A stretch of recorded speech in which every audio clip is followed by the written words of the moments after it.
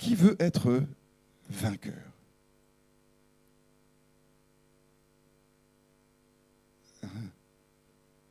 Et les autres? Qui veut être vainqueur? Amen. Oui. Vous savez, la parole est ainsi faite que nous sommes tous disposés par le Seigneur à être vainqueurs. Et quelles que soient les réalités de ta vie, dis-toi bien une chose, c'est que au nom de Jésus-Christ de Nazareth, je suis plus que vainqueur par celui qui me sanctifie. Plus que vainqueur. Mais est-ce que vous savez de quoi est-ce que vous voulez être vainqueur? Voilà. Est-ce que vous savez de quoi est-ce que vous voulez être vainqueur? Qu'est-ce qu'il y a dans votre cœur? Vous voulez vaincre ce qui est aujourd'hui pour vous une pierre d'achoppement? Je ne sais pas, vous cherchez un emploi, vous cherchez quelque chose qui vous échappe et vous voulez être vainqueur. Mais est-ce que c'est ça le sujet? Est-ce que c'est ça le sujet? C'est-à-dire qu'il nous manque quelque chose, nous avons des besoins et nous voulons les obtenir. Donc nous pensons et nous espérons que parce que nous allons rechercher à obtenir ce que nous voulons, nous serons vainqueurs. Est-ce que c'est ça notre sujet? D'abord, on veut vaincre qui? Qui est-ce qu'on veut vaincre? L'ennemi, Satan. C'est lui qui est vraiment l'objet de toutes nos attentions, de notre consécration. Ce n'est pas ton frère, ce n'est pas ta sœur. Ce n'est pas ceux qui sont dans une autre église qui peut-être a une autre dénomination que la tienne. Nous sommes là parce que nous voulons vaincre Satan. Voilà, ça c'est notre but. Et quand on regarde un peu nos comportements, on se dit, mais est-ce que nous sommes vraiment tous tendus vers cet unique objectif? Est-ce que l'on ne se perd pas en route? Est-ce que l'on n'est pas en train de laisser notre chair s'exprimer? Alors que si nous sommes vainqueurs, c'est parce que nous avons l'Esprit de Dieu. Mais qu'est-ce que tu manifestes au quotidien? Qu'est-ce que tu manifestes au quotidien dans ta vie, dans tes relations avec tes frères, tes sœurs, tes parents, tes amis, ton époux, que sais-je, tes collègues? Qu'est-ce que tu manifestes? Est-ce que tu manifestes réellement la promesse de l'Éternel ou est-ce que tu es en train de t'égarer parce que tu es en train de pécher par la chair? Quel est ton ennemi? Est-ce que la parole de Dieu a du sens pour toi? Est-ce que ce que tu manifestes, ce n'est pas des querelles, des divisions, des inimitiés? Est-ce que tu es dans l'amour de ton prochain? Est-ce que Moi, je vous le dis, vraiment, il faut que tout cela cesse. Il faut que ça cesse. Parce qu'il n'y aura pas de réveil si nous ne prenons pas la mesure que le temps dans lequel nous sommes est un temps qui a été prophétisé. Et que ce que nous voyons n'est que le temps annonciateur de celui que nous attendons tous, Jésus. Alors, il est temps d'arrêter. Il est temps de te repentir. Et pour cela, je vais vous inviter à prendre la parole de Dieu dans le livre de Jean, Jean 16, verset 25. Vous savez, c'est à la veille du départ de Jésus. Il était à Gethsémane et puis il parlait avec ses disciples. Je vous ai dit ces choses en parabole. L'heure vient où je ne vous parlerai plus en parabole, mais où je vous parlerai ouvertement du Père. En ce jour, vous demanderez en mon nom, et je ne vous dis pas que je prierai le Père pour vous, car le Père lui-même vous aime, parce que vous m'avez aimé et que vous avez cru que je suis sorti de Dieu. Je suis sorti du Père et je suis venu dans le monde. Maintenant, je quitte le monde et je vais au Père. Ses disciples lui dirent, « Voici maintenant tu parles ouvertement, tu n'emploies aucune parabole. Maintenant, nous savons que tu sais toutes choses et que tu n'as pas besoin que personne t'interroge. » Jésus leur répondit, « Vous croyez maintenant. Voici l'heure vient. Et elle est déjà venue, où vous serez dispersés chacun de son côté et où vous me laisserez seul. Mais je ne suis pas seul, car le Père est avec moi. Je vous ai dit ces choses afin que vous ayez la paix en moi. Vous aurez des tribulations dans le monde, mais prenez courage, j'ai vaincu le monde. Amen. Ce passage est important parce qu'il témoigne de la manière dont Christ a enseigné ses disciples. Imaginez, je ne sais pas combien de temps tu es en Christ et que tu reçoives cette parole qui te dit « Maintenant, vous croyez ». Mais j'ai toujours cru. Mais non, 3 ans. Pendant 3 ans, jour et nuit, ils ont partagé la vie de Jésus. Ils ont été à son lever, à son repas, à son coucher. La nuit, ils priaient. Et la veille de son départ, il leur dit « Maintenant, vous croyez ». Combien de temps as-tu passé avec Jésus? Combien de temps est-ce que tu passes avec lui? Est-ce que tu crois que ce qui est important, c'est ce que toi tu dis? Ou est-ce que ce qui est important, c'est ce que Jésus dit de toi? Et est-ce que Jésus va dire de toi, maintenant, tu crois? Est-ce que tu penses que là, le Seigneur qui te regarde et qui te connaît, dit de toi, maintenant, tu crois? Parce que la question, à travers ce premier passage que nous avons à partager, c'est que de la même manière qu'il leur a dit quelques versets auparavant, vous ne pouvez pas comprendre ces choses-là parce que vous n'avez pas reçu l'Esprit. Ils l'ont reçu 40 jours plus tard. Donc, est-ce que tu as la foi? Est-ce que tu crois?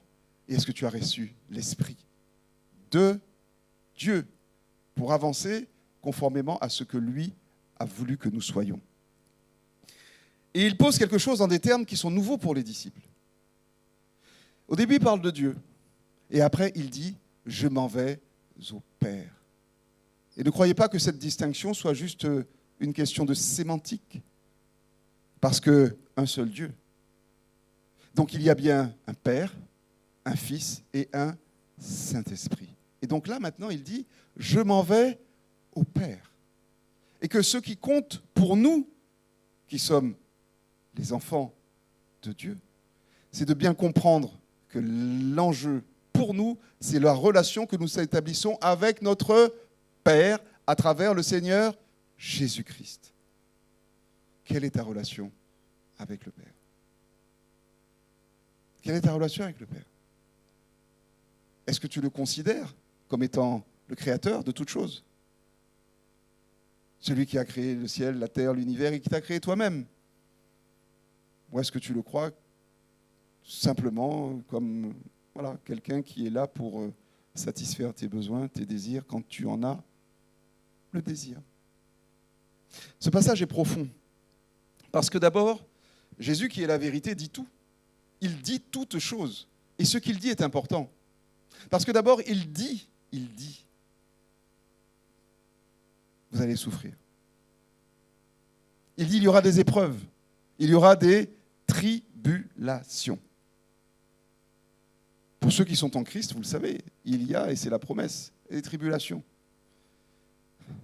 On dirait que personne n'est concerné. Bon, mais ouais, vous savez ce que c'est, les tribulations? Hein? Amen. Nous en avons tous. Mais aussi, ce qu'il faut considérer que c'est un encouragement extraordinaire. Pourquoi c'est un encouragement? Parce que celui qui va souffrir le martyre et mourir à la croix est en train d'encourager ceux qui vont rester et qui vont vivre. Ben toi, tu es vivant. Donc ce qui est pour toi, c'est aussi cet encouragement.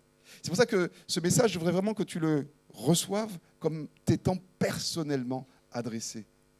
Parce que tu es un disciple et que ce que Christ dit à ceux qu'il a formés, ceux qu'il a enseignés, c'est aussi et surtout pour toi. Donc, pour tous ceux qui ont proclamé qu'ils voulaient être vainqueurs, ben oui, j'ai une bonne nouvelle. C'est donc le temps de l'épreuve. C'est le temps de l'épreuve. Petite, moyenne, grande. C'est le temps de l'épreuve. Parce qu'il n'y a pas de victoire sans épreuve. Mais la question, de la même façon qu'il faut se concentrer pour savoir qui est celui contre lequel nous combattons, il faut savoir aussi, mais pourquoi nous combattons? Pourquoi est-ce que nous combattons? Et la réponse aussi, elle est dans la parole. Et il y a quelqu'un qui nous a enseigné toutes ces choses-là. Vous voyez? J'ai combattu le bon combat. J'ai achevé la course, j'ai gardé la foi. Notre combat, c'est celui de la foi. Parce que les épreuves sont là. Mais comment est-ce que tu les abordes? Comment est-ce que tu les traverses? Est-ce que tu vas être dans l'agitation? Est-ce que tu vas être dans les émotions? Est-ce que tu vas dire « Ah Seigneur, tu m'as abandonné » comme quelqu'un m'a dit cette semaine. Mais non, mais il m'a abandonné. Moi je lui dis « Mais Léon, Jésus t'aime. Non seulement il t'aime, il est le même hier, aujourd'hui et demain, il est fidèle. Donc, ce qu'il a dit, il va l'accomplir pour toi. Mais est-ce que tu es dans la foi? Ou est-ce que tu es dans l'agitation?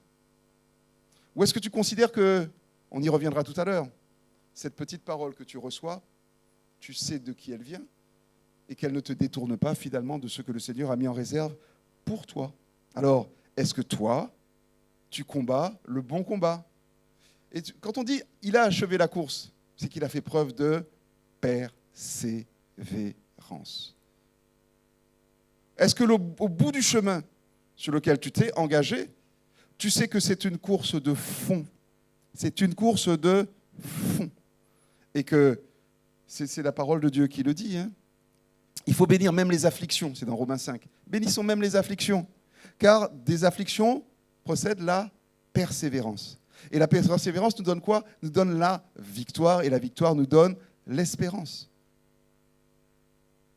Mais si tu refuses le combat, si au premier coup de grisou, là, tu fuis, tu rentres sous la table et tu refuses le combat, est-ce que tu penses que la bénédiction sera au rendez-vous? Est-ce que tu penses que le Seigneur va dire de toi ce que toi, tu dis de toi?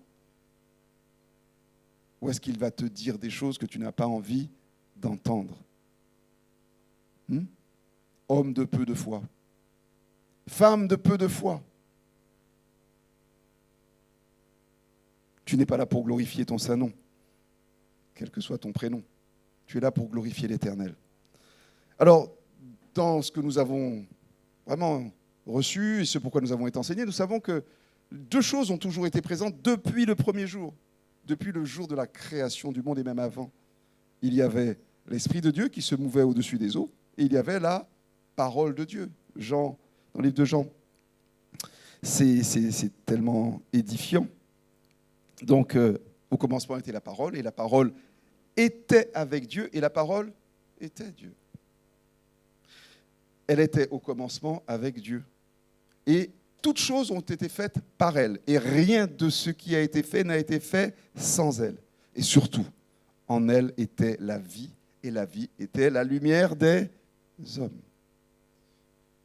Deux choses doivent en permanence t'accompagner sur ton chemin de foi. La parole de Dieu et l'Esprit de Dieu. Ne t'en éloigne pas. Parce que si tu t'en éloignes, tu te mets en grande difficulté. Et Pasteur Betty qui nous a exhortés sur le sacrifice. Est-ce que vous avez bien reçu cette parole qui vous a été délivrée?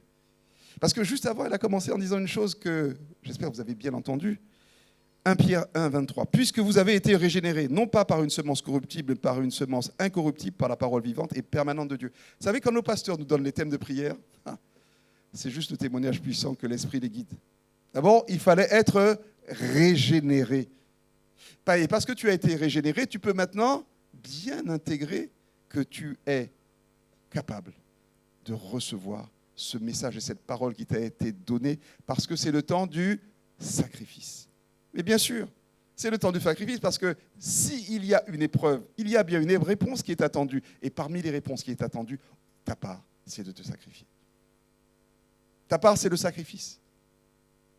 Un sacrifice puissant. Amen. Et Hier, nous étions en réunion des hommes responsables. J'en vois quelques-uns dans la salle. Et vous savez, ce qui était intéressant, c'est qu'on parlait déjà de la parole de Dieu. On parlait de la parole. Et ce qui était important, c'était aussi de bien comprendre ce que cela veut dire. La nouvelle naissance. Faire mourir le vieil homme. Faire mourir la vieille femme. Pour apparaître dans la gloire de Dieu. Investi de cette parole et de cette lumière. C'est ça. Et quand nous accompagnons des personnes et que nous recherchons à travers des signes ce que le Seigneur nous montre de la trajectoire qui est empruntée par les bien-aimés, par les frères, par les sœurs, quels qu'ils soient, nous recherchons ça. Est-ce que tu es rentré dans ta communion spirituelle avec le Seigneur? Est-ce que tu es touché par l'Esprit de Dieu?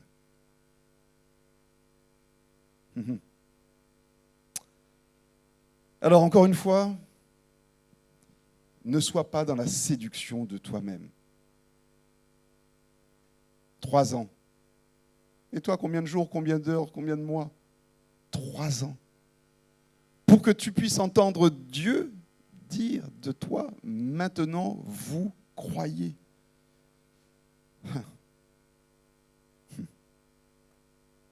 Parce que sinon, vous savez ce qui va se passer? Il va se passer quelque chose. Et vous vous souvenez de Séva? Vous connaissez? Dans la Bible, tout le monde connaissait cet épisode. Tu vas croire que tu n'es plus fort que ce que tu crois. Tu vas te penser l'égal de certains. Tu vas rentrer dans quelque chose qui n'est pas à ta portée. Oui. Vous savez, alors d'abord, qui était Séva? Puisque c'est pas rien, c'est un sacrificateur. Vous savez ce que c'est qu'un sacrificateur? C'est quand même un homme de Dieu. C'est un prêtre. D'accord? C'est un prêtre, pas n'importe qui, un religieux. Hein? Voilà, un religieux. Et donc, il était avec ses fils, ils invoquèrent le Seigneur pour pouvoir vaincre des démons. Vaincre des démons. Et l'Esprit leur dit quoi? Je connais Jésus et je sais qui est Paul. Mais vous, qui êtes-vous? Mais vous, qui êtes-vous? Alors là, vous êtes en train de... vous allez délivrer, vous allez faire des prodiges, vous allez faire des miracles. Ah ouais? Qui es-tu? Qui es-tu? Parce que la suite de l'histoire, vous savez ce qui s'est passé? Oui, pasteur. Ils ont failli perdre leur vie. Ils ont été déshabillés, ils ont été rossés de coups et ils ont fui. Mais c'est parce que je te souhaite. Je te souhaite d'être vainqueur. Je te souhaite d'être vainqueur pour que tu puisses prendre l'avantage de ce que toi, tu as reçu. Parce que c'est jamais bon de prendre des coups. Jamais. Alors maintenant, on peut être corrigé. Il vaut mieux être corrigé par le Seigneur que rossé et roué de coups par l'ennemi. Mais quand on vous le dit, prenez la mesure de la puissance de Satan. Ce n'est pas pour que vous soyez impressionnés ou effrayés. Mais rappelez-vous quand même, il a emmené Jésus dans le désert. Où est-ce qu'il ne va pas t'emmener? Où est-ce qu'il ne va pas t'emmener? Voilà, par 3 fois. Et franchement, toi qui m'écoutes ce matin, ton salut est dans la parole. Et Jésus nous l'a montré. Jésus nous l'a montré. Vous savez, quand il a voulu le tenter, il est écrit que l'homme ne vivra pas de pain seulement, mais de toute parole qui sort de la bouche de Dieu. Mais comme Satan est rusé, pas pour rien qu'on appelle le malin. Il dit, et c'est dans Matthieu 4, verset 6, il lui dit, si tu es fils de Dieu, jette-toi en bas, car il est écrit. Le malin, Satan, dit, il est écrit. Donc, il connaît aussi la parole de Dieu. Il est écrit, il donnera des ordres à ses anges à ton sujet et ils te porteront sur les mains de peur que ton pied ne heurte contre une pierre. Et là, parce que Jésus connaît la parole de Dieu, il est en capacité de répondre. Et qu'est-ce qu'il répond ? Tu ne tenteras point ton Seigneur, ton Dieu. Alors, et c'est pas fini, puisqu'il le transporta encore, et là, il disait, je te donnerai toutes ces choses, des richesses, tout ça, là, mais il faut que tu m'adores. Il faut que tu m'adores. J'étais à Paris il y a quelques jours. On a eu des témoignages de gens qui ont choisi d'adorer Satan. Ouais. Il y en a qui ont choisi d'adorer Satan. Ouais. Ouais. Mais toi, tu dis, tu adoreras le Seigneur ton Dieu et tu le serviras lui seul. Lui seul. Donc, la victoire, c'est par vraiment la puissance de la parole de Dieu. Mais surtout aussi, il faut que tu comprennes que la victoire, c'est par l'esprit que tu la conquiers.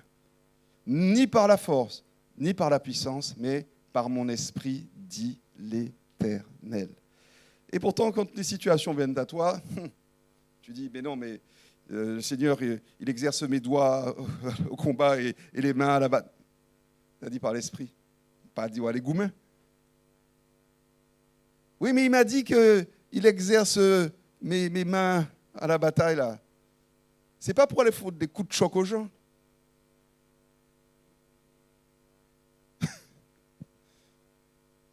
Parce que tu peux entendre la parole, hein, mais par quelle oreille est-ce qu'elle rentre ? Est-ce qu'elle rentre par ton oreille spirituelle ou est-ce qu'elle rentre par ton oreille charnelle ? Oui. Alors, ce qu'il faut bien comprendre, c'est que, et vous avez de maints exemples dans la Bible, mais c'est-à-dire qu'il y a trois choses qui sont importantes, c'est la parole, l'esprit et la manière dont tu le mets en pratique. Parce que si tu mets la parole vraiment en pratique par l'esprit, il y aura du fruit. Mais si c'est ta propre parole et que c'est ta propre pensée, tu vas te casser la tête. Voilà. Mais parce que c'est la parole qui nous le dit, Jean 15, verset 26, « Mais le Consolateur, l'Esprit Saint que le Père enverra en mon nom, vous enseignera toutes choses et vous rappellera tout ce que je vous ai dit. » C'est-à-dire que pour nous, il faut bien comprendre que le Saint-Esprit ne parle pas de lui-même. Il parle de ce qu'il a entendu. Et parce qu'il a entendu, il va venir et il va te le vraiment rappeler. Et à ce moment-là, tu pourras avancer par la grâce de Dieu. Alors, le Seigneur m'a vraiment mis à cœur de partager avec vous cette partie-là parce que c'est là qu'il y a beaucoup de chrétiens qui sont en grande difficulté. Parce que la parole de Dieu, c'est quoi finalement ? C'est l'évangile. Mais c'est aussi ce que le Seigneur te livre dans le secret. Il va te parler. Il va te révéler les choses, comme le dit sa parole, par des songes, par des visions nocturnes. Donc tout ça constitue la parole et la promesse de Dieu. Mais, 1 Jean 4, verset 4. Vous, petits enfants, vous êtes de Dieu. Et vous les avez vaincus parce que celui qui est en vous est plus grand que celui qui est dans le monde. Eux, ils sont du monde. C'est pourquoi ils parlent d'après le monde. Et le monde les écoute. Nous, nous sommes de Dieu. Celui qui connaît Dieu nous écoute. Celui qui n'est pas de Dieu ne nous écoute pas. C'est par là que nous connaissons l'esprit de la vérité et l'esprit de l'erreur. Il y a l'esprit de la vérité et il y a l'esprit de l'erreur. Alors, attention. À quel moment tu sais que tu es dans l'esprit de la vérité et à quel moment sais-tu que tu es dans l'esprit de l'erreur ? C'est un vrai sujet. Hein ? C'est un vrai sujet. Parce que le diable, il est vraiment subtil. À un mot près, il va te piéger. Regardez Ève. Qu'est-ce que Dieu a dit par rapport à l'arbre de la connaissance ? Il dit, mais vous n'en mangerez pas. Ça, c'était Vous n'en mangerez pas. Qu'est-ce que le diable a dit? Vous n'en mourrez pas. Un mot a changé l'histoire de l'humanité. Et pour toi? Combien de mots, combien de phrases, combien de chapitres ont été réécrits par toi, par tes pensées? Je parle à quelqu'un ce matin? Amen. Vous savez, il nous est donné vraiment, nous les serviteurs, d'avoir la grâce, d'avoir des tas de situations qui nous sont présentées, et des tas de situations. Et puis, de temps en temps, vous avez face à vous des gens, des frères, des bien-aimés, des personnes qui découvrent l'œuvre, et puis ils racontent des choses extraordinaires, extraordinaires. Mais comment est-ce que nous pouvons, nous, discerner ce qui est l'esprit de l'erreur et l'esprit de la vérité? Aïe, aïe, aïe. La clé, c'est que l'esprit et la parole de Dieu vont ensemble. Il ne peut pas y avoir quelque chose que l'esprit va te révéler qui soit contraire à la parole de Dieu. S'il y a quelque chose qui est contraire à la parole de Dieu, c'est que tu es dans l'esprit de l'erreur. Tu es dans l'esprit de l'erreur. Vous voulez des exemples? Vous voulez des exemples? D'accord. Le Seigneur t'a mis au CRC. Le Seigneur t'a mis au CRC, Centre du Réveil Chrétien. Voilà. Et puis là, tu sais que le Seigneur t'a mis parce que tu as toi-même dit de ta bouche, tu es à la bonne place. Hein? Toi-même, tu as dit ça. OK? Et puis, un matin, tu te réveilles et puis tu as reçu je ne sais pas quoi pendant la nuit et tu te dis, non là, je ne m'épanouis pas au CRC. Je ne m'épanouis pas, on m'empêche d'avancer, on veut que je fasse l'IFM, alors que je sais que le Seigneur veut que je prêche. Ah ouais, d'accord. C'est l'esprit et la parole de Dieu, certainement. Et puis le Seigneur te dit, un jour, tes parents sont pasteur David et pasteur Jocelyne. Ah ouais, parents spirituels, pasteur David et pasteur Jocelyne. Et puis tu viens ici. Il y a des serviteurs, mais dis non, eux, je ne veux pas les voir, je veux voir pasteur David et pasteur Jocelyne. Je veux qu'ils me bénissent, je veux qu'ils prient pour moi. Ouais. Et puis tu vas sortir d'ici un jour, tu vas croiser quelqu'un qui va te dire, ma fille, mon fils, est-ce que tu sais qui je suis pour toi? Est-ce que tu le sais? Hein? Viens voir, viens dans mon assemblée, je vais te montrer. Nous, on est très simple, très humble, mais viens dans mon assemblée et puis tu verras la gloire de Dieu. La gloire de Dieu. Et puis tu y vas. Puis tu y vas. Et tu oublies que la bergerie dans laquelle tu avais été établi, c'est ici. Et ce qui t'arrive, t'arrive. Ce qui t'arrive, t'arrive. Mais c'est pas fini. Hein. C'est pas fini. Hein. Allez. Il y a des serviteurs consacrés qui sont passés au CRC. Et puis un beau jour, tu apprends qu'ils sont devenus des prêtres vaudous. Ouais, ça s'est fait. Ils ont quitté le CRC.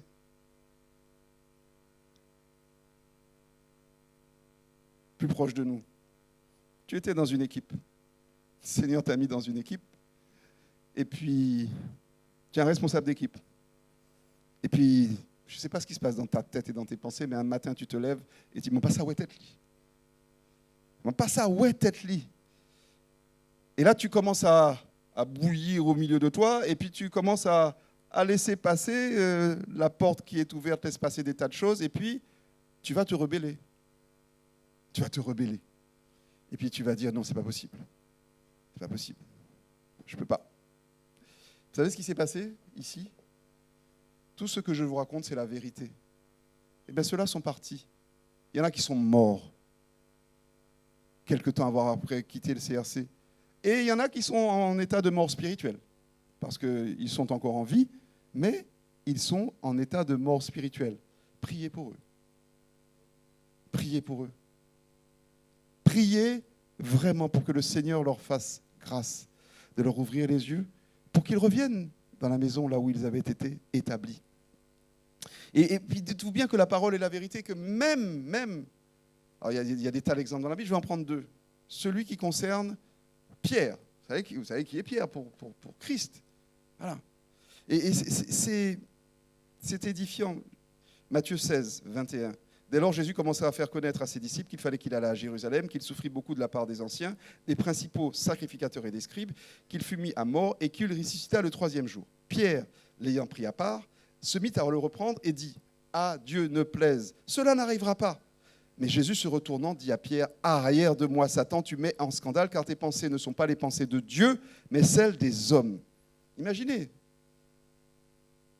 si Jésus avait été encouragé par Pierre et avait décrété que non, effectivement, cela n'arrivera pas, nous n'aurions pas été sauvés.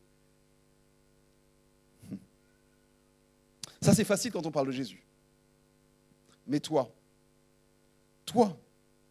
quand tu as quelqu'un qui vient avec des paroles de séduction, qui viennent flatter ton orgueil, qui viennent flatter ton ego, et qui te dit « Mais non, n'écoute pas ce qu'on t'a dit.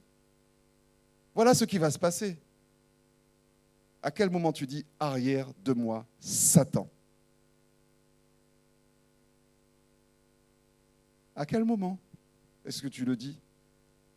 Est-ce que tu sais que ce que le Seigneur veut faire avec toi, le but qu'il poursuit pour toi, pour ta vie, pour ta génération, mais si cela ne s'accomplit pas, même si ce n'est pas la même portée que la mission que Christ avait, mais tu vas mettre en difficulté ton frère, ta sœur, tes enfants, ton voisin, ton collègue. Parce que tu te seras laissé séduire par l'ennemi. Mais je parle pour personne. Je parle pour quelqu'un ce matin. Donc l'esprit ne se contredit pas. Vous connaissez l'histoire du prophète, enfin des prophètes, dans le livre des rois. Il y avait le vieux prophète et le jeune prophète dans la province de Jéroboam. C'est un peu long, mais je vous donne les versets. 1 Roi 13, et c'est du verset 11 au verset 34, je crois. Oui, 34. Mais ce qui est important, c'est vraiment... Je vais essayer de le résumer parce que c'est un peu long. Mais en substance, il y a un jeune prophète qui avait reçu une parole de l'Éternel. Voilà, et la parole était simple. Il m'a été dit par la parole de l'Éternel, tu n'y mangeras point de pain, tu n'y boiras point d'eau, et tu ne prendras pas à ton retour le chemin par lequel tu seras allé. Ça, c'est ce que le jeune prophète a reçu. Et que dit le vieux prophète ? Comment ? Qu'est-ce qu'il dit le vieux prophète ? Et il lui dit, moi je suis prophète comme toi, et un ange m'a parlé de la part de l'Éternel, et m'a dit, ramène-le avec toi dans ta maison, et qu'il mange du pain et boive de l'eau. C'est quoi ça ? Il y a combien de dieux ? Un seul. Mais il y a combien d'esprits ? Il y en a un qui te dit, tu vas aller, mais tu ne vas pas boire d'eau, tu ne vas pas manger. Puis il y a un autre qui te dit, ah non, un ange m'a parlé. Ouais. Et là, l'ange te dit, il faut qu'il boive. Et bon, très bien. Et bien évidemment, le jeune prophète n'est pas resté dans la parole qu'il avait reçue. Et qu'est-ce qui s'est passé ? Qu'est-ce qui s'est passé ? Ah là là, l'homme de Dieu s'en alla. Et il fut rencontré dans le chemin par un lion qui le tua. Et son cadavre était étendu dans le chemin. L'âne resta près de lui et le lion se tint à côté du cadavre. Il y a un truc qu'il faut toujours regarder, c'est un lion affamé. Est-ce que vous croyez qu'il va laisser un animal vivant ? Est-ce que s'il y a un cadavre qui est là, il ne va pas le dépecer ? Donc ce n'était pas un lion affamé, c'était la manifestation de la présence de Dieu. Et Dieu a châtié celui qui a désobéi. Mais il ne s'est pas contenté de ça. Il a aussi châtié celui qui a induit en erreur son frère. Et donc, et c'est là que je vous dis, avec Dieu, c'est quand même extraordinaire. Parce que ce n'est pas seulement une personne, c'est toute sa maison. Et peut-être parfois sa génération. Parce qu'il dit, ce fut là une occasion de pécher pour la maison de Jéroboam, et c'est pour cela qu'elle a été exterminée et détruite de la face de la terre. Mes frères, mes sœurs, pas une blague, Et notre travail, c'est quoi? C'est vraiment de s'attacher à la parole et de vivre par l'esprit. Il n'y a que ça. Voilà. C'est quand même extraordinaire. Et j'entends aussi des choses, parce que des fois on donne des programmes à des frères, à des sœurs. On leur donne des programmes, et des programmes de prière, et des programmes de jeûne. Et puis, la parole de Dieu est simple. Ces démons ne se chassent que par le jeûne et la prière. Et puis vous n'arrivez pas à jeûner. Et puis vous n'arrivez pas à prier. Voilà. Alors, vous savez, il y a un truc qu'il faut se dire, c'est que les choses que je pensais être de l'esprit n'en sont pas. Et quand un serviteur te donne un programme, va jusqu'au bout. Parce que sinon, tu vas t'exposer à ça. Matthieu 7, verset 22. Plusieurs me diront en ce jour, Seigneur, Seigneur, n'avons-nous pas prophétisé par ton nom, n'avons-nous pas chassé des démons par ton nom et n'avons-nous pas beaucoup de miracles par ton nom? Alors je leur dirai ouvertement, je ne vous ai jamais connu, retirez-vous de moi, vous qui commettez l'iniquité. Retirez-vous de moi.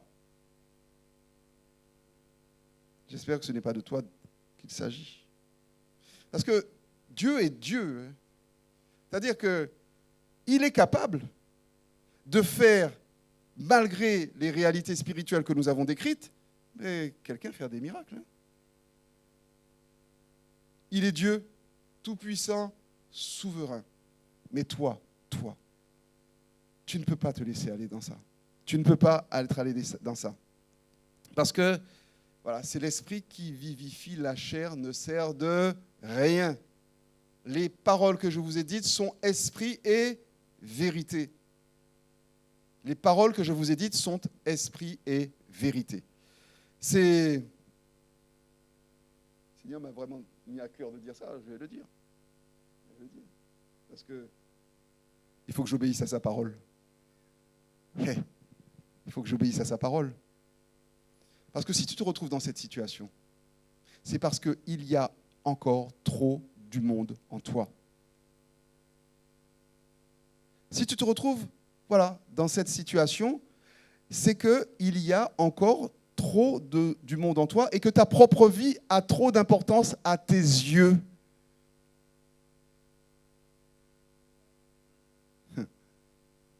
Ta propre vie a encore trop d'importance à tes yeux.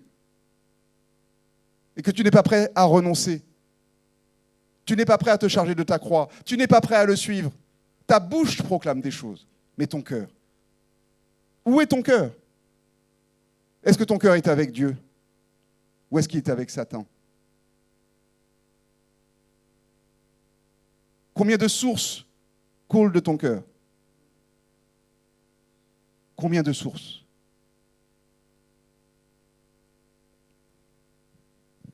À quoi servirait-il à un homme de sauver sa vie s'il perd son âme? C'est ça l'enjeu. C'est ça l'enjeu. Et vraiment, nous ne sommes pas là pour être aimés du monde.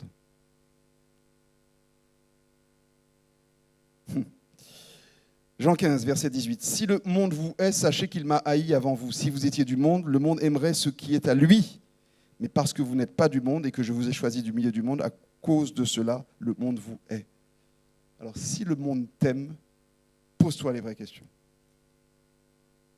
Si le monde t'aime, pose-toi les vraies questions. Ouais.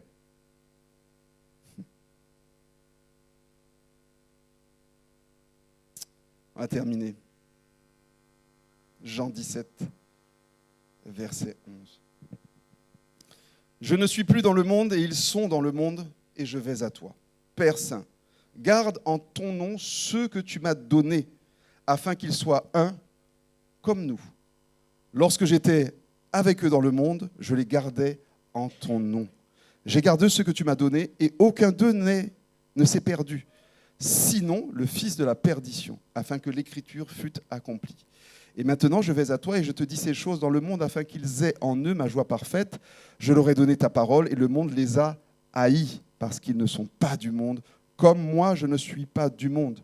Je ne te prie pas de les ôter du monde, mais de les préserver du mal. Ils ne sont pas du monde, comme moi je ne suis pas du monde. Sanctifie-les par la vérité. ta parole est la vérité. Amen. Jésus a vaincu le monde. Et toi, tu es comme un disciple de Dieu. Tu n'es pas du monde. Tu lui appartiens, corps, âme et esprit. Et que parce qu'il t'a racheté, parce qu'il t'a sauvé, ta vie ne t'appartient plus. Comme les disciples avant toi. Tu es là parce que, voilà, tu n'es pas du monde. Et ce qui est important, c'est qu'il nous dit, je ne te prie pas de les ôter du monde, hein, mais de les préserver du mal. Et nous savons que il y a deux choses qui marchent ensemble. Alors, il y a la parole et l'Esprit de Dieu. Il y a le monde et l'esprit du monde.